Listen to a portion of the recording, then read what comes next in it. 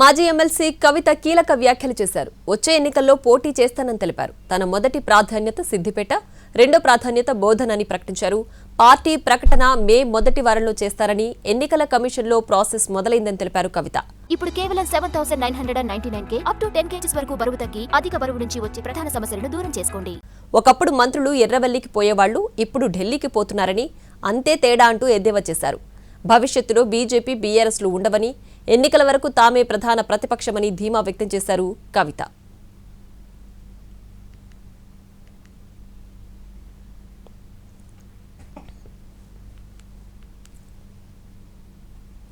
మాజీ ఎమ్మెల్సీ కవిత కీలక వ్యాఖ్యలు చేశారు. వచ్చే ఎన్నికల్లో పోటీ చేస్తానని తెలిపారు. తన మొదటి ప్రాధాన్యత సిద్దిపేట, రెండో ప్రాధాన్యత బోధన్ అన్నారు.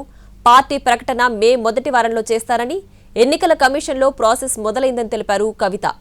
ఒకప్పుడు మంత్రులు ఎర్రవల్లికి పోయేవాళ్లు, ఇప్పుడు ఢిల్లీకి పోతున్నారని, అంతే తేడా అంటూ ఎద్దేవా చేశారు. భవిష్యత్తులో బీజేపీ, బీఆర్ఎస్లు ఉండవని, ఎన్నికల వరకు తామే ప్రధాన ప్రతిపక్షమని ధీమా వ్యక్తం చేశారు కవిత.